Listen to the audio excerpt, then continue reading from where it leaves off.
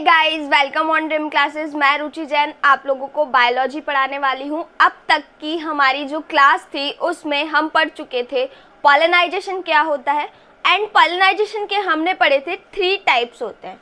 एक होता है हमारा सेल्फ पॉलिनाइजेशन एंड एक होता है हमारा क्रॉस पॉलिनाइजेशन। ये हमारे 2 मेन टाइप थे। सेल्फ पॉलिनाइजेशन में हमने एक टाइप पढ़ा था जिसे हमने बोला था सजात पुष्पी परागण। ये हमारा है स्वपरागण एंड ये हमारा है पर परागण। आज की जो हमारी क्लास होगी वो होगी हमारे पर परागण क्रॉस पॉलिनाइजेशन पे। किस पर आधारित है हमारी आज की क्लास? पर परागण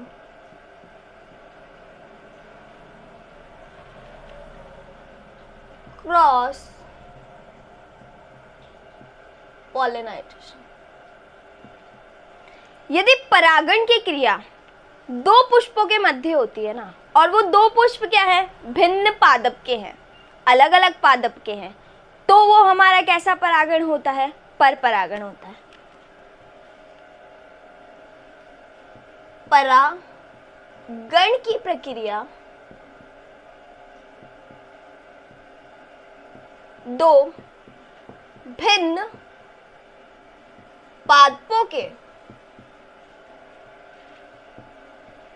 पुष्पों के मध्य होती है, तो ऐसा परागण पर परागण कहलाता है। क्या कहलाता है ऐसा परागण? हमारा पर परागण कहलाता है। पर परागण क्या है? वास्तविक होता है। क्या है ये? हमारा वास्तविक होता है, और ये हमारे लिए जरूरी भी है, इम्पोर्टेंट भी है। क्यों है हमारा पर परागण इम्पोर्टेंट? क्योंकि इसके कारण ही हमारे आनुवांशिक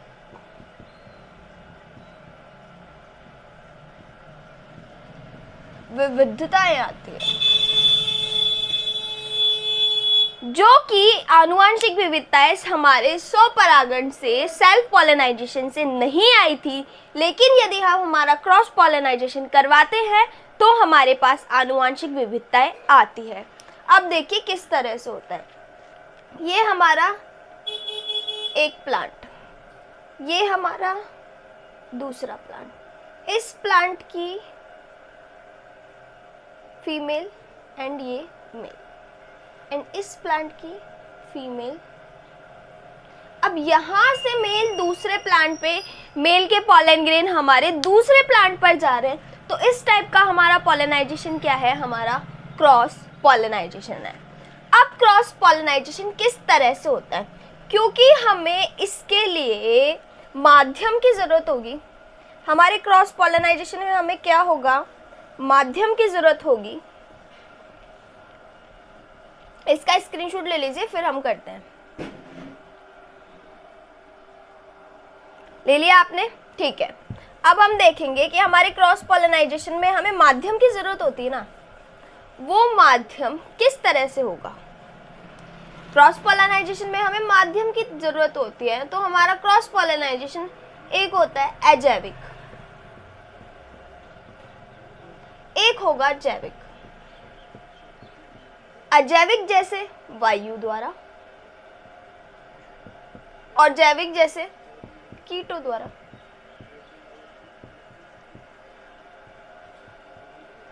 पानी या जल द्वारा, हम बोल दें मधुमक्खी द्वारा।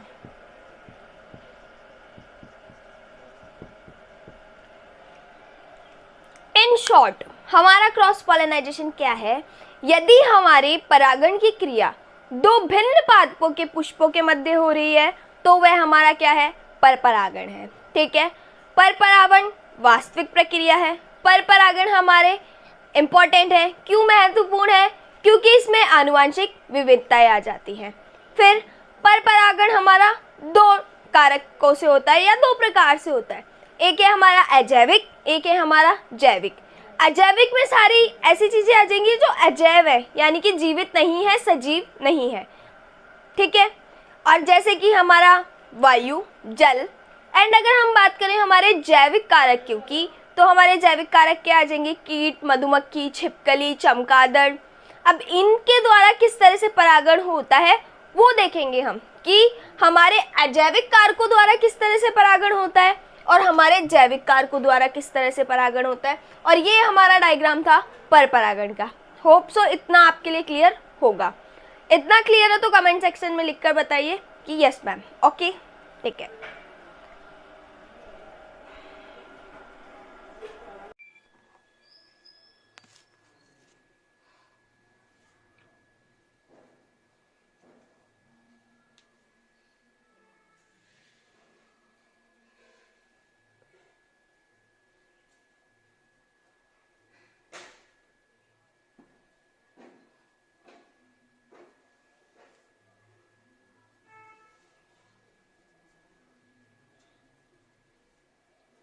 चलिए, अभी तक हम देख चुके हैं हमारा पर परागण क्या होता है, पर परागण के कारक, अजैविक कारक और जैविक कारक के बारे में देख चुके हैं।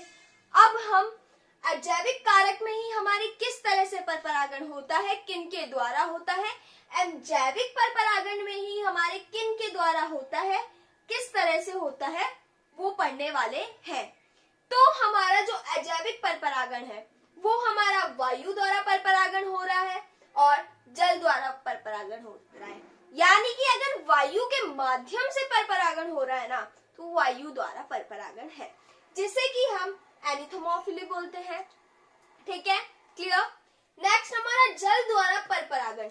जल द्वारा पर परागण हो रहा है, यानी कि जल के माध्यम से पर परागण होगा। जो हमारा परागकण होगा वो जल के माध्यम से ही दूसरे वर्तिकाग्र पर जाएगा।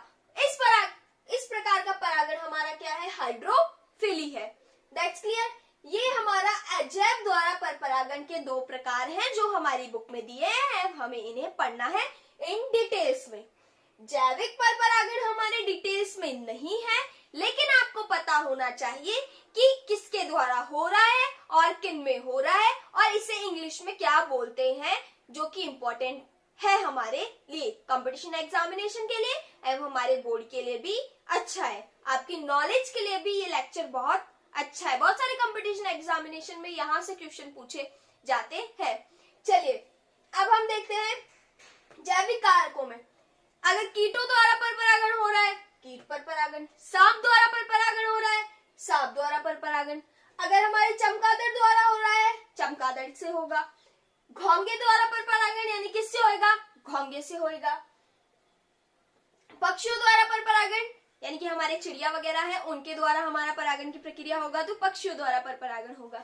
इनको हम कीट द्वारा पर परागण किस में होगा? हमारे साल्विया में होगा, फाइकस में होगा। कीट द्वारा पर परागण को क्या बोलते हैं हम? एनिथोमोफिली। क्या बोलते हैं? एनिथोमोफिली। अगर हमारे सांप द्वारा पर परागण है तो उसको क्या बोलते हैं? ऑपियोफिली। क्या बोलते हैं? ऑपियोफिली। नेक्स्ट हमारा चमगादड़ द्वारा है, घोंगे द्वारा है, पक्षियों द्वारा है। इस तरह हमें एक टेबल, अगर आप इसको रिप्रेजेंट करके आएंगे एग्जाम में इसी तरह से, तो कितना अट्रैक्टिव लगेगा। आप बहुत इजीली अपने एग्जामिनर से मार्क्स कंडक्ट कर सकते हैं इस तरह से लिखकर। तो आप इसका स्क्रीनशॉट ले लीजिए। फिर हम आगे पढ़ेंगे हमारा जैविक पर परागण क्या होता है और अजैविक पर परागण क्या होता है। इसका स्क्रीनशॉट ले लीजिए आप लोग। अब हम देखने वाले हैं वायु द्वारा परागण, जिसे कि हम एनिमोफिली बोलते हैं, वो किस तरह होता है। तो पहले हमें पता है, इतना तो पता चल गया ना अभी तक, कि वायु द्वारा परागण हमारे कहाँ होगा? अजैविक कारकों द्वारा होता है। किस तरह होगा? वायु द्वारा होगा। That clear. तो वायु द्वारा परागण अजैविक कारकों में सबसे महत्वपूर्ण है, यानी कि जो हमारे अजैविक कारक है, हमारी बुक में दो ही है, वायु द्वारा एवं जल द्वारा। तो जो हमारे अजैविक कारक हैं उनमें से वायु द्वारा परागण अजैविक कारकों में सबसे महत्वपूर्ण है।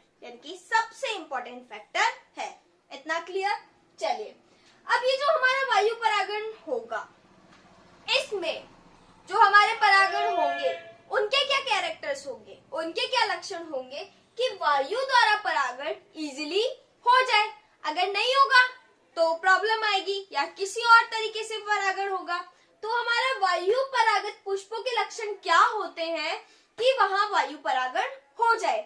क्या होता है कि जो ये हमारे वायु परागित पुष्प है, इनके परागणों में इनके परागण हल्के होते हैं, यानी कि वजन में कम होते हैं, वेट कम होता है उनका, बिल्कुल हल्के होते हैं। अब आप सोचो ना कि हल्के नहीं होंगे तो वायु में उड़ कैसे पाएंगे? अगर भारी होते तो वायु में नहीं उड़ पाते ना, नहीं इस एक जगह से दूसरी जगह जा पाते, तो इन्हें हल्का होना पड़ेगा ना।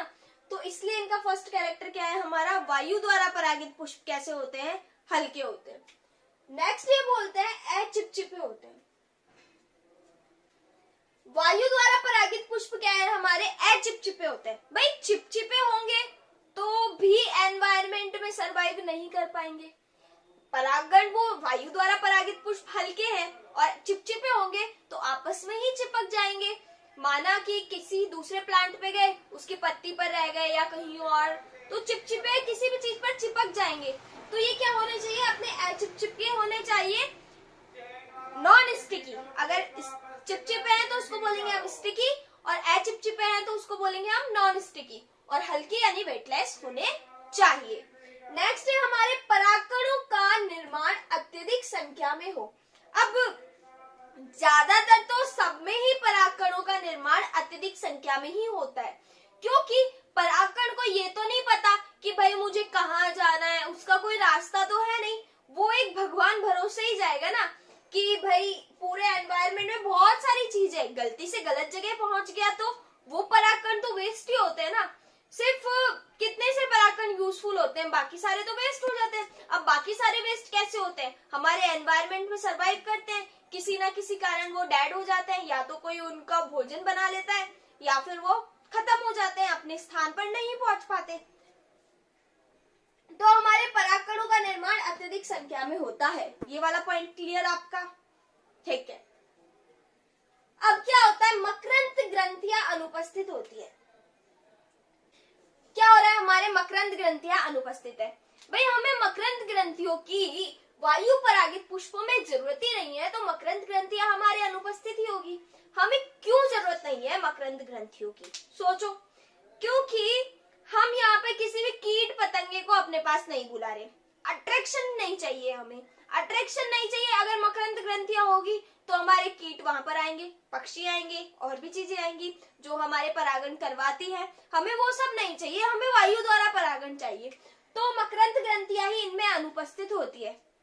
अब क्यों होगी मकरंद ग्रंथियां भाई, जब इनका ऐसे ही काम चल रहा है तो ये क्यों पैसे खर्च करे, क्यों मेहनत करे मकरंद बनाने की, शहद बनाने की, क्यों मेहनत करे?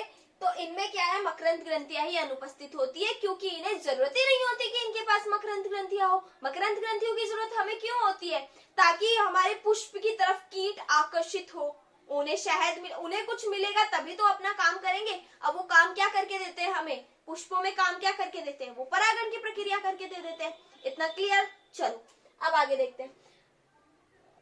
पुष्प सामान्यतः आकर्षक नहीं होते, अट्रैक्टिव नहीं होते। अट्रैक्टिव जैसे हमारा रोज का फ्लावर है ना, तो उसके जो हमारे उसके बाह्य दल दिखेंगे आपको, तो हमारे बड़े अट्रैक्टिव से होते हैं। कलरफुल फ्लावर्स कितने अट्रैक्टिव दिखते हैं, कीट उनकी तरफ आकर्षित हो। लेकिन जो वायु परागित पुष्प होंगे ना, उनमें कोई भी अट्रैक्शन का केंद्र ही नहीं है, उनमें ऐसा कोई अट्रैक्टिव कलर ही नहीं होता। अट्रैक्टिव कलर मतलब भड़काऊ कलर जो आपको उसकी तरफ अट्रैक्ट करे, ऐसा उनमें कुछ होता ही नहीं है। तो हमारे कीट पतंगे नहीं आएंगे, कीट पतंगे नहीं आएंगे तो परागण उनके द्वारा नहीं होगा, तो हमारा कैसा परागण होगा, वायु द्वारा परागण होगा। Next clear? नेक्स्ट देखते हैं हम। वर्तिकाग्र रोम युक्त होती है। अब वर्तिकाग्र को रोम युक्त क्यों होना पड़ा, देखो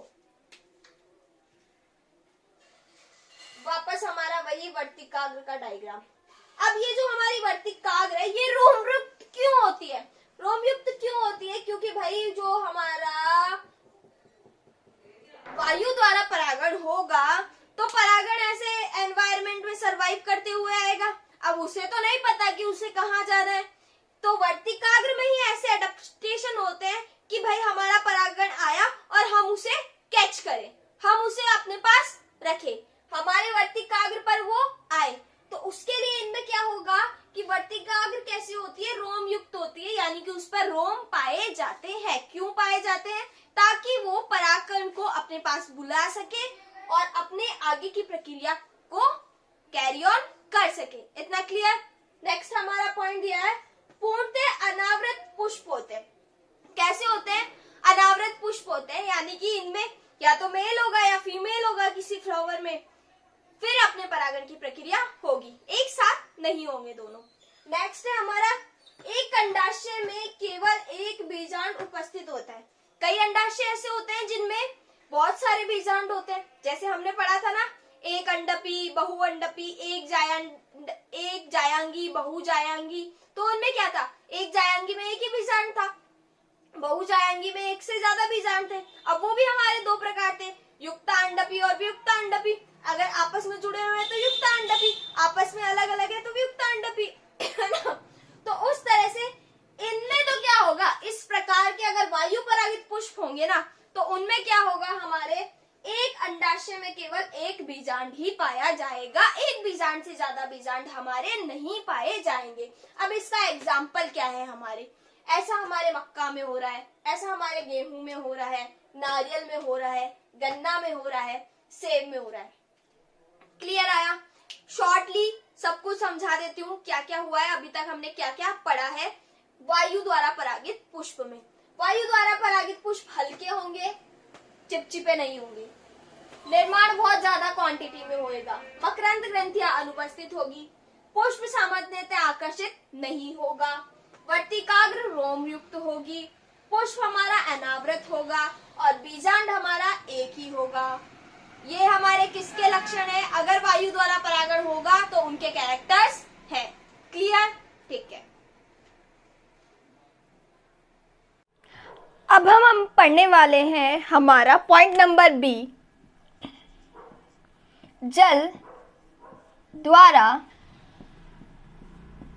परागण।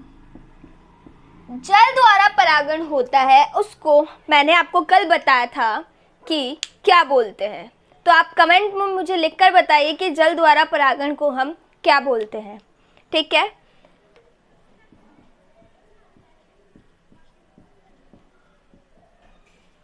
जल द्वारा परागण को हम क्या बोलेंगे? हाइड्रोफिली।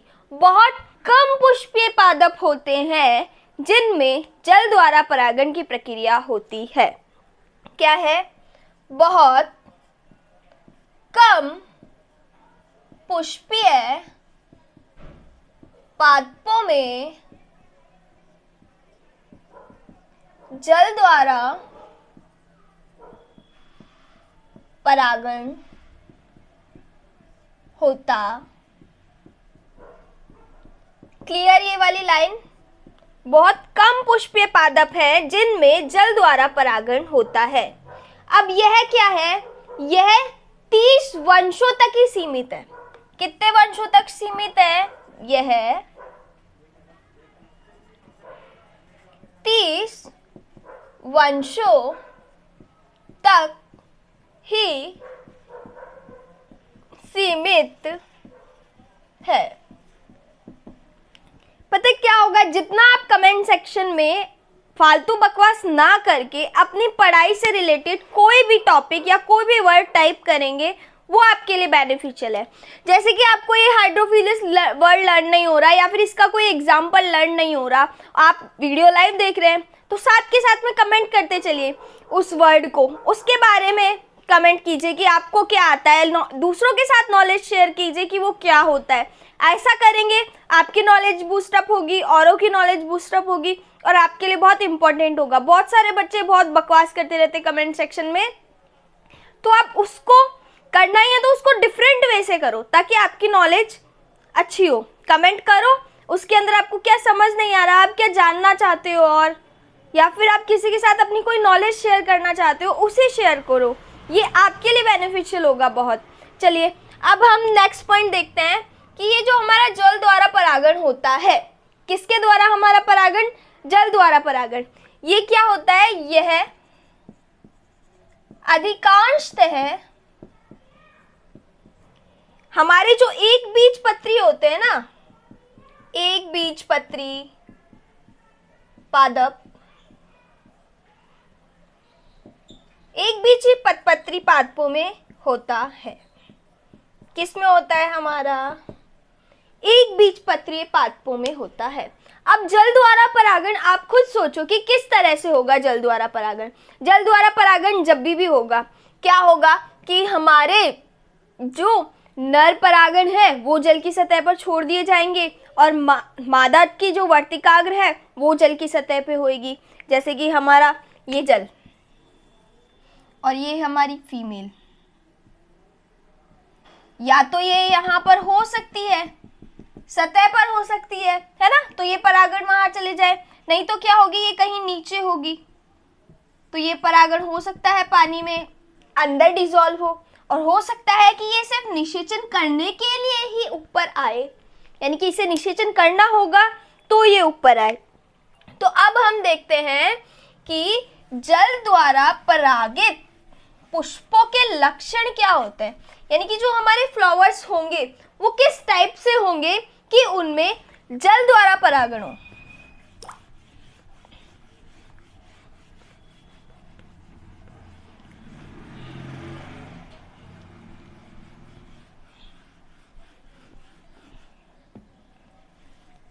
चलिए अब हम क्या देख रहे हैं, जल द्वारा परागित, जल द्वारा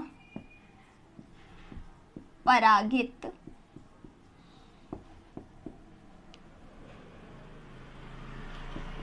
पुष्प के लक्षण, यानी कि पुष्प हमारा कैसा होगा, उसमें क्या क्या कैरेक्टर होंगे कि उसमें हमारा क्या हो, जल द्वारा परागण हो।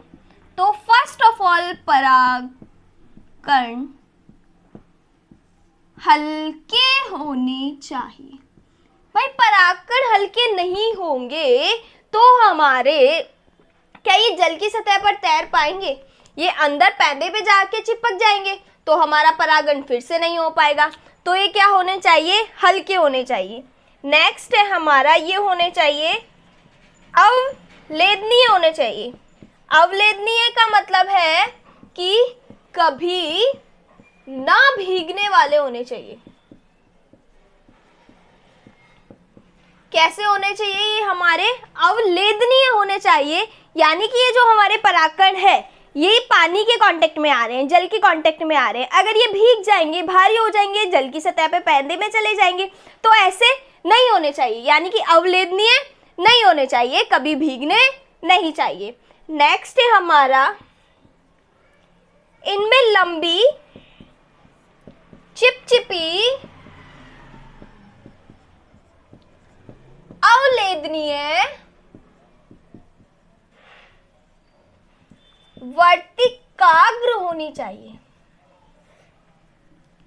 क्या होना चाहिए, इनमें परागकण हल्के होने चाहिए, हमारे अवलेदनीय होने चाहिए, परागकण ही अवलेदनीय होने चाहिए, फिर हमारी जो वर्तिकाग्र है वो लंबी होनी चाहिए, चिपचिपी होनी चाहिए। चिपचिपी क्यों होनी चाहिए, अगर हमारी जो वर्तिकाग्र है चिपचिपी नहीं होगी तो परागकण आके कहाँ चिपकेंगे, ठीक है, वो अगर एक बार आ जाएंगे और फिर वापस पानी के बहाव से चले जाए तो ऐसा नहीं होना चाहिए ना, एक बार आ गए तो फिर जाने नहीं चाहिए। इसलिए क्या होनी चाहिए, हमारी वर्तिकाग्र चिपचिपी होनी चाहिए और वर्तिकाग्र अवलेदनीय भी होनी चाहिए। अवलेदनीय यानी कि वो भी अगर पानी में भीग जाएगी तो वह भी ऊपर जो हमारा एरिया है, जो पानी की सरफेस है, उसके ऊपर फ्लोटिंग नहीं कर पाएगी, वो भी नीचे डूब जाएगी। तो हमारी वर्तिकाग्र भी क्या होनी चाहिए, अवलेदनीय होनी चाहिए। हमारी वर्तिकाग्र कैसी होनी चाहिए, अवलेदनीय होनी चाहिए।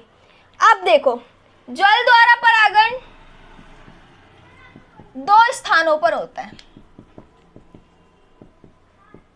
कहाँ होता है, दो स्थानों पर होता है।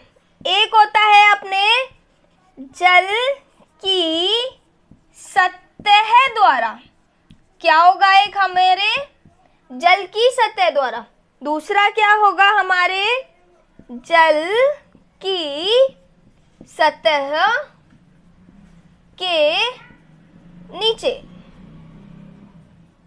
एक क्या होगा हमारे जल की सतह पर, एक होगा हमारे जल की सतह के नीचे। अब हम ये ही देखने वाले हैं कि जल की सतह द्वारा किस में होगा और जल की सतह के नीचे किस में होगा।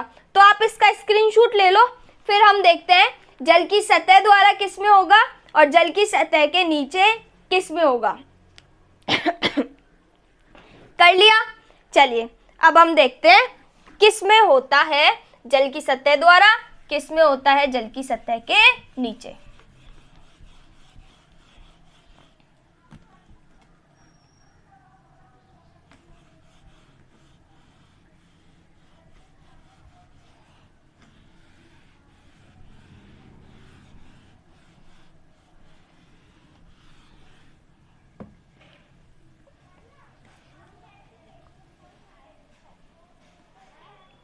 चलिए जो हमारा वैलिस्नेरिया होता है, हाइड्रा होता है, कौन सा हमारा वैलिस्नेरिया और हाइड्रा, इनमें क्या होता है जल की सतह द्वारा परागण होता है। मतलब कि जो हमारा फूल होता है या वर्तिकाग्र होती है वो जल की सतह पर पाई जाएगी और परागण भी जल की सतह पर होंगे, तो वहां पे परागण हमारा इजीली हो जाएगा। ठीक है, अब हमारे जल की सतह के नीचे परागण कहाँ होता है, हमारे होता है ज़ोस्टेरा में। किस में होता है, हमारे ज़ोस्टेरा में। ये हमारे क्या होते हैं, स्वच्छ जलीय होते हैं, यानी कि वैलिस्नेरिया और हाइड्रा किस में पाए जाएंगे, हमारे स्वच्छ जल में। लेकिन हमारा ज़ोस्टेरा क्या होगा, लवणीय जल में पाया जाएगा। कहाँ पाया जाएगा हमारा ज़ोस्टेरा, लवणीय जल में पाया जाएगा। अब ये लवणीय जल में किस तरह से क्या करता है, ज़ोस्टेरा में परागकण फीते नुमा होता है, यानी परागकण ही हमारे क्या होते हैं, ऐसे फीते की तरह होते हैं। ठीक है, तो जल की सतह पर तैरते हुए मादा पुष्प की वर्तिकाग्र पर पहुंच जाते हैं। कैसे होते हैं ज़ोस्टेरा में परागकण, फीते नुमा होते हैं। जल की सतह पर तैरते हुए कहाँ पहुंच जाते हैं, हमारे मादा पुष्प पर पहुंच जाते हैं। क्लियर इतना। चलिए अब आप पॉइंट डाल लीजिए, हम कुछ स्पेशल पॉइंट्स करेंगे। क्या करेंगे, हम स्पेशल पॉइंट्स करेंगे जो कि आपके एग्जामिनेशन के पॉइंट ऑफ व्यू से या फिर अदर कंपटीशन एग्जामिनेशन के पॉइंट ऑफ व्यू से बहुत इम्पॉर्टेंट होते हैं। चलिए अब देखते हैं हम हमारे स्पेशल पॉइंट्स।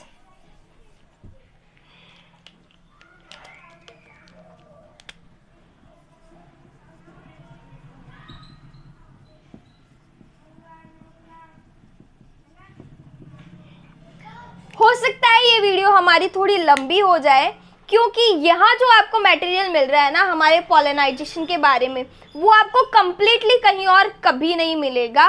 एंड आपके बिल्कुल टू द पॉइंट, जितना आपको जानना चाहिए उतना, कोई बकवास नहीं, कुछ एक्स्ट्रा नहीं। आपके एग्जामिनेशन के लिए जो इम्पोर्टेंट है सिर्फ वही। चलिए, अधिकांश जलीय पादपों में क्या होता है, जो हमारे फर्स्ट पॉइंट लिखिए, अधिकांश जलीय पादपों में पुष्प जल की सतह से बाहर निकले रहते हैं। क्या रहते हैं, पुष्प जल की सतह से बाहर निकले रहते हैं। अब पुष्प जल की सतह से बाहर निकले रहते हैं ना, तो इनमें क्या होगा, परागण हमारे किसके द्वारा होगा, यानी कि पुष्प जल में ही रहता है लेकिन जल की सतह से बाहर निकला हुआ है, तो वहां पे परागण या तो वायु द्वारा होगा या फिर कीट द्वारा होगा। अगर आपसे कोई पूछे कि भाई कोई पुष्प पादप है और वो जल की सतह से ऊपर है, बाहर निकला हुआ है, ठीक है, तो उसमें परागण कैसे होगा, जल द्वारा होगा, कीट द्वारा होगा या वायु द्वारा होगा। जल में रहना ही ये नहीं है कि वहां पर परागण जल द्वारा हो जाएगा, उसमें परागण किस तरह से होगा, या तो वायु द्वारा होगा या हमारे कीट द्वारा होगा। एक point clear, first special point clear आपका। चलिए नेक्स्ट देखते हैं, आइकोर्निया और कुमुद में, किसमें, आइकोर्निया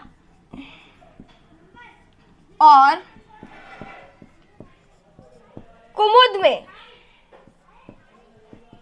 परागण कीटों द्वारा होता है।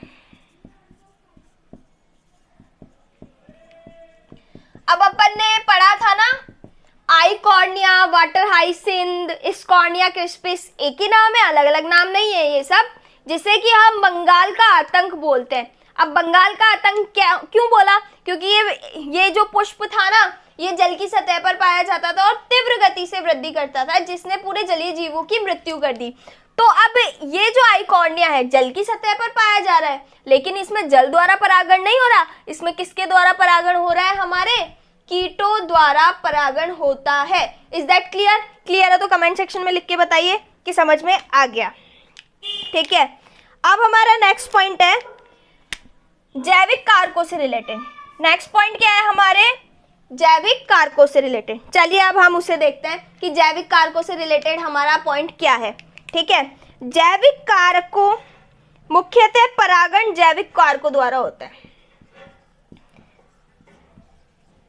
जैविक कारकों द्वारा मुख्यतः परागण होता है।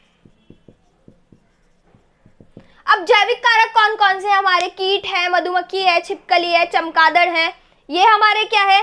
जैविक कारक है। इनके द्वारा हमारे ज्यादातर परागण की प्रक्रिया कैसे होगी? हमारे जैविक कारकों द्वारा ही होगी। Is that clear? स्क्रीनशॉट ले लीजिए आप इसका। चलिए अब हम देखने वाले हैं हमारे और पॉइंट्स कि ऐसे पुष्प होते हैं, उनके क्या लक्षण होंगे। इनमें क्या होता है? हमारे मकरंद ग्रंथियां, जो कि हमारे है ना वायु द्वारा परागण था ना, उसमें नहीं थी, तो इनमें क्या होती है? प्रेजेंट होती है। और क्या होता है? पुष्प इनके क्या होते हैं? छोटे छोटे पुष्प होते हैं। पुष्प कैसे होते हैं इनके? छोटे। और इनमें क्या होता है हमारे कि अंडे देने के लिए एक सुरक्षित स्थान चाहिए होता है इन्हें, ताकि जो हमारे कीटों द्वारा परागण होगा या फिर किसी और के द्वारा, उन्हें एक सुरक्षित स्थान चाहिए होता है। तो हमारे ये जो छोटे पुष्प हैं, इनमें तो नहीं हो सकता ऐसा, तो बड़े जो पुष्प होंगे ना, उनमें हमारे कीटों द्वारा होगा, और जो हमारे छोटे पुष्प होंगे ना, उनमें हमारे वायु द्वारा परागण की प्रक्रिया होती है। ठीक है, और हमारे पराग लुटेरे किसे कहते हैं? पराग लुटेरे क्या होंगे? जो हमारे पॉलन ग्रेन बनते हैं। तो कई बार क्या होता है, जो हमारे कीट वगैरह हैं या फिर कुछ ऐसे लोग हैं जो इनका यूज़ कर रहे हैं प्रोडक्ट्स वगैरह में, वो क्या करते हैं? हमारे पराग कणों को प्लांट से अलग कर लेते हैं और उनका यूज़ करते हैं बेनिफिशियल के लिए। तो ऐसों को क्या बोलते हैं हम? पराग लुटेरे कहते हैं। बहुत सारे जो हमारे पॉलन ग्रेन हैं, इनके प्रोडक्ट्स आते हैं मार्केट में, जिन्हें कि हम पॉलन प्रोडक्ट्स कहते हैं, पराग भोज बोलते हैं, जो कि हमारे बहुत न्यूट्रिएंट्स से, बहुत ज़्यादा क्वांटिटी में न्यूट्रिएंट्स पाए जाते हैं उनके अंदर, जो कि बहुत पोषकों से भरपूर होते हैं। और हमारे जैसे कि खिलाड़ी लोग हैं जिन्हें ज़्यादा एनर्जी की ज़रूरत होती है, वह हमारे पॉलन प्रोडक्ट खाते हैं। तो आज की वीडियो में इतना ही, फिर हम आगे देखेंगे नेक्स्ट वीडियो में। Have a good day, goodbye and take care.